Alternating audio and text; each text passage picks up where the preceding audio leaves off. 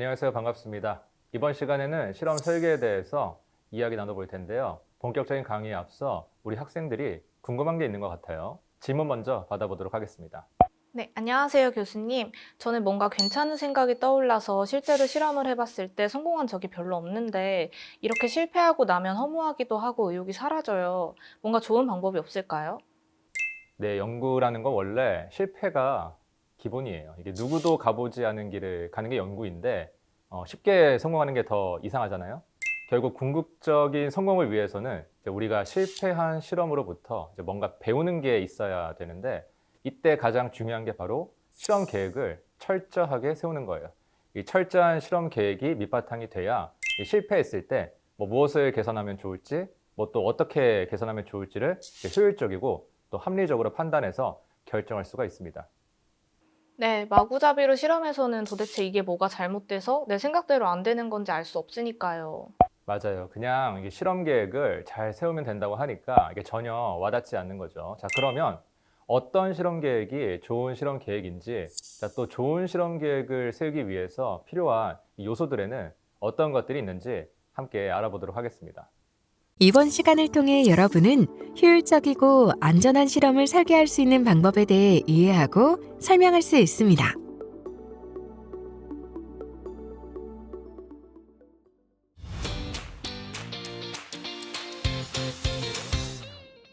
자, 지난 시간에는 이 연구 계획을 세우는 과정에 대해서 알아봤는데요. 자, 계획을 세웠으니까 이제 실험을 시작해야 되겠죠. 자, 그런데 여러분이 실험을 시작하기 전에 반드시 알아둬야 할 것이 하나 있습니다. 자, 바로 모든 실험은 실패한다 라는 거예요. 내가 계획했던 거랑은 너무 다른데? 원래 다른 거예요. 내일이 발표인데 왜 이렇게 안 되는 거예요? 원래 안 되는 겁니다. 좋게 생각하세요. 자, 그렇게 쉽게 될 거였으면 이미 남들이 다 하지 않았을까요? 자, 결국 여러분이 해야 되는 실험은 실패가 기본인 실험이라는 거예요. 교과서에 나와 있는 답이 정해져 있는 그런 실험이 아니라는 뜻입니다. 자, 될 때까지 뭐 수십 번, 수백 번 시도해야 될 수도 있어요. 자, 이런 실패가 기본인 실험은 그럼 어떻게 해야 될까요? 당연히 효율적으로 해야 되겠죠. 자, 그럼 지금부터 효율적으로 실험하는 방법에 대해서 알아보도록 하겠습니다.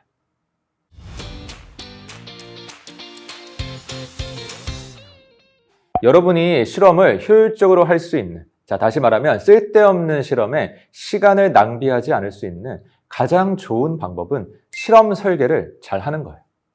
자, 그러면 이 실험 설계는 어떻게 하는 거냐? 자, 첫 번째로 실험의 독립 변수, 종속 변수, 통제 변수를 명확하게 설정하는 것부터 시작이 되는데, 자, 용어 정의부터 간단하게 살펴보도록 하겠습니다. 자, 독립 변수는 연구자가 의도적으로 조작을 하거나 변화시키는 변수예요. 다시 말해서 어떤 결과의 원인이 되는 변수라고 볼 수 있고요. 최종 결과에 어떤 영향을 미치는지를 알아보기 위해서 실험에서 조작되는 변수입니다. 자, 예를 들어서 식물의 성장에 영향을 미치는 요인을 종합적으로 분석하는 실험을 한다고 했을 때 투입하는 비료의 양 같은 게 독립 변수가 될 수 있겠죠.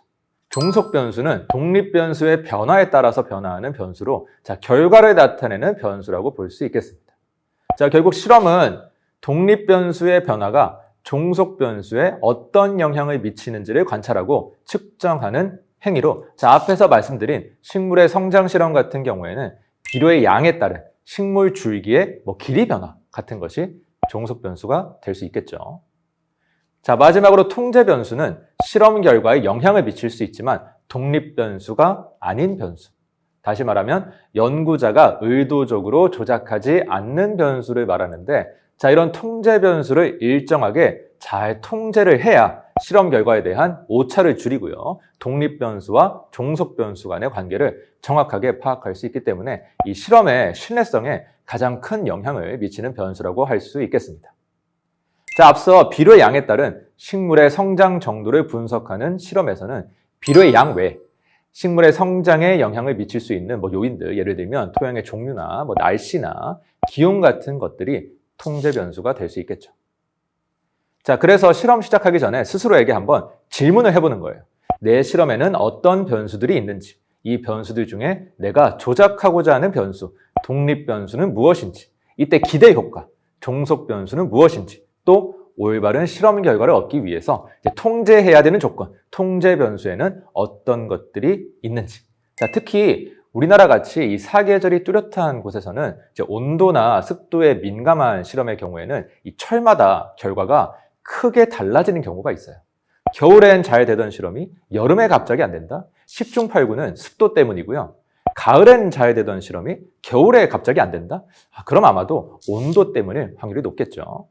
자, 물론 이런 계절에 따른 온도나 습도 변화를 완벽하게 통제하기란 굉장히 힘들겠지만, 자, 신경 쓰면서 내가 통제를 하려고 노력하는 것과 그냥 무관심한 건 정말 큰 차이가 있습니다. 자, 이렇게 변수 설정이 다 됐으면, 자, 두 번째로 실험군과 대조군을 구성하면 되는데요. 자, 그럼 먼저 또 실험군과 대조군이 뭔지 간단하게 알아보도록 하겠습니다.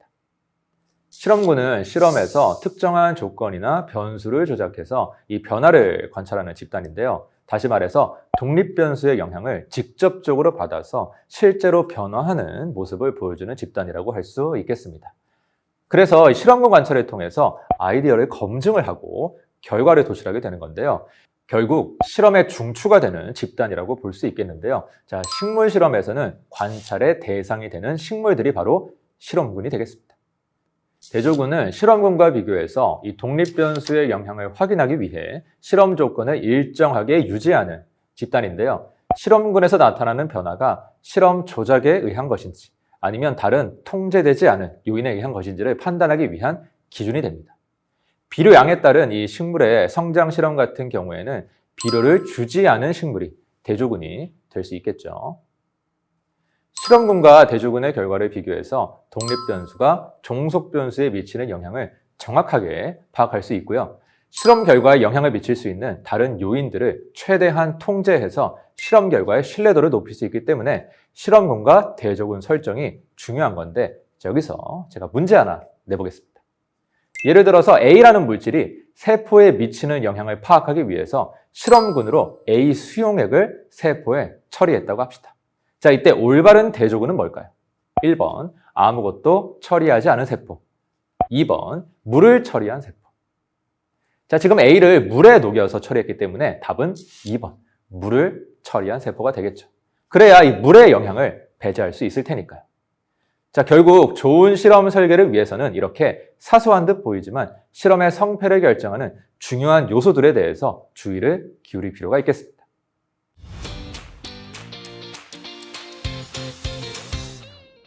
다음은 실험 설계의 마지막 단계인데요. 실험 설계까지 끝났으니까 이제 구체적인 실험 조건을 정해야겠죠. 예를 들어서 내가 나노입자 연구를 하는데 온도가 나노입자의 크기에 미치는 영향이 궁금해요.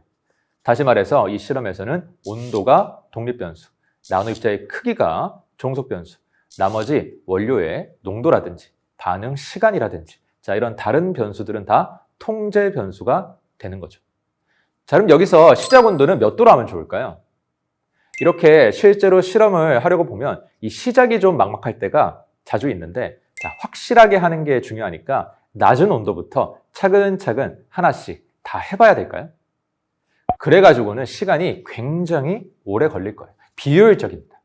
자, 이럴 때는 선행 연구를 참고해서 조건을 정하시는 게 좋은데요. 여러분이 계획한 실험과 방법적으로 비슷한 참고할 만한 논문을 찾아보는 거예요. 비슷한 주제와 방법의 논문을 찾아봤더니 나노입자의 구조나 성분에 따라서 조금씩 편차가 있긴 하지만 대략 최소 100도에서 최대 300도 정도더라. 그럼 일단 100도에서 300도 사이 온도 몇 개 정해서 해보면 되겠다. 자, 이런 식으로 감을 잡을 수 있습니다.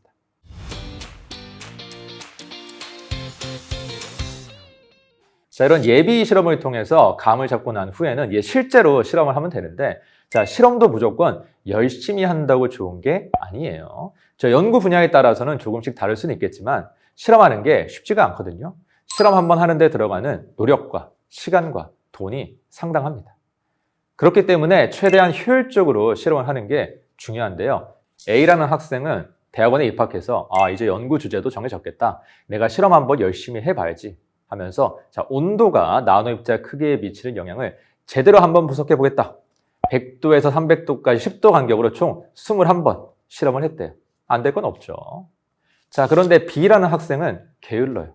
도저히 A처럼 21번 실험할 자신이 없는 거예요. 그래서 생각을 합니다.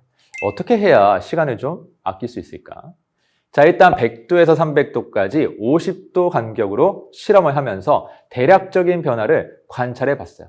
5번 실험했죠. 자, 그랬더니 200도에서 250도 사이의 변화가 굉장히 크더랍니다. 아, 이 온도 범위가 중요한가 보구나. 자, 이제 210도에서 240도까지 10도 간격으로 또 실험을 해요. 4번 실험했죠. 그럼 총 몇 번 실험한 거예요? 9번 한 거죠. 자, 횟수로 따지면 A의 절반도 안 돼요. 자, 그런데 결과는 어땠을까요? A가 2배 더 열심히 실험했으니까 결과도 2배 더 좋았을까요? 그렇지 않겠죠. 별 차이 없을 겁니다. 자, 두 학생이 랩 미팅에서 발표를 했어요. 누가 칭찬을 받았을까? 당연히 B가 칭찬을 받았겠죠. 아니, 실험은 반밖에 안 했는데 결과는 비슷하고 실험 잘했다고 칭찬도 받고. 여러분, 왜 효율적으로 실험하는 게 중요한지 잘 아시겠죠?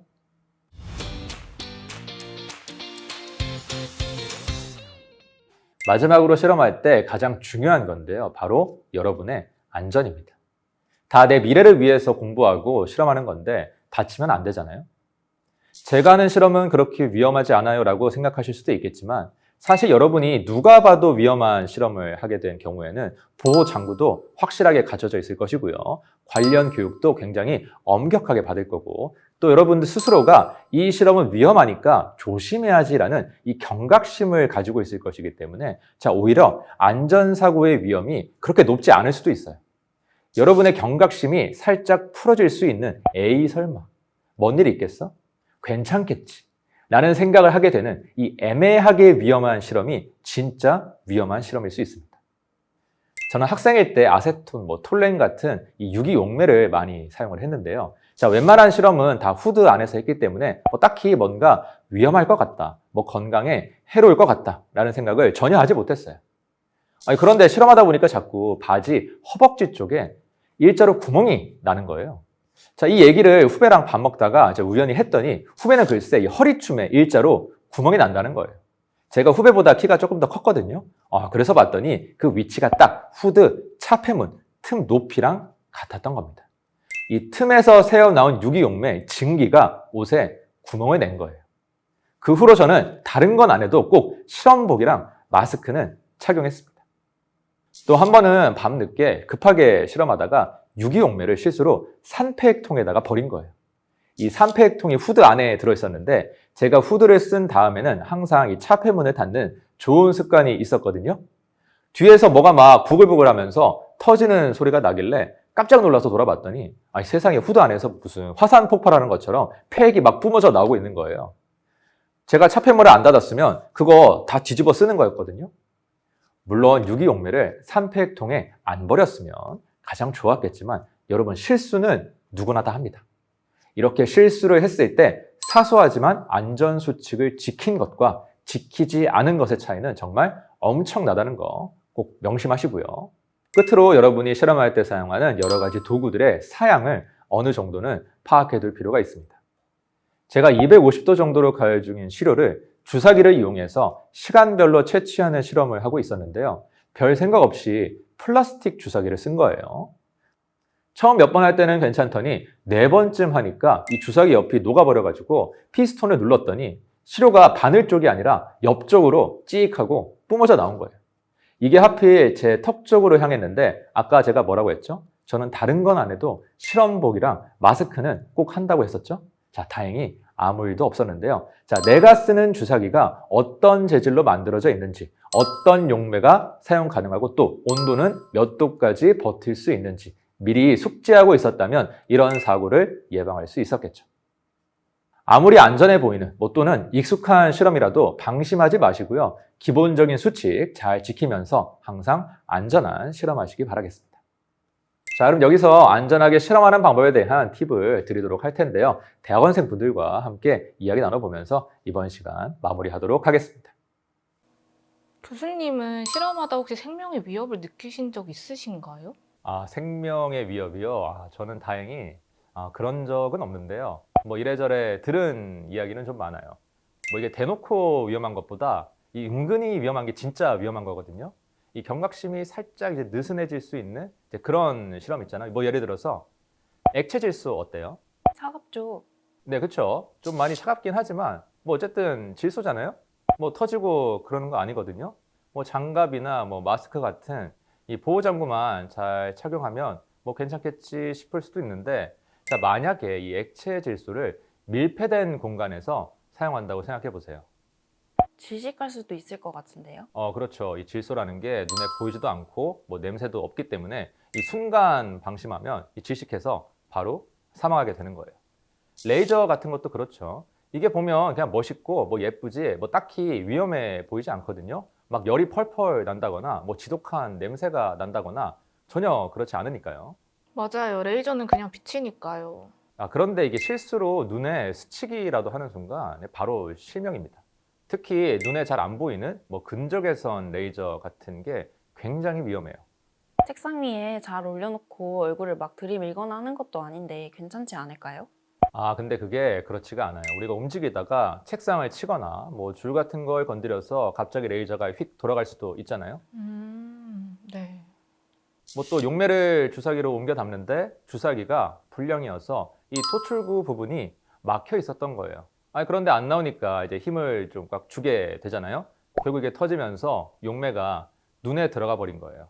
뭐 다행히 용매가 그렇게 뭐 유독한 건 아니었어서 큰 사고로 이어지지는 않았는데, 자, 이런 사고는 우리가 보안경을 착용했다면 충분히 예방할 수 있었겠죠. 자, 결국 사고는 예방이 중요합니다. 자, 항상 경각심을 가지고 아무리 귀찮더라도 이 기본적인 안전 수칙은 꼭 지키는 습관이 필요하다고 말씀드릴 수 있을 것 같습니다.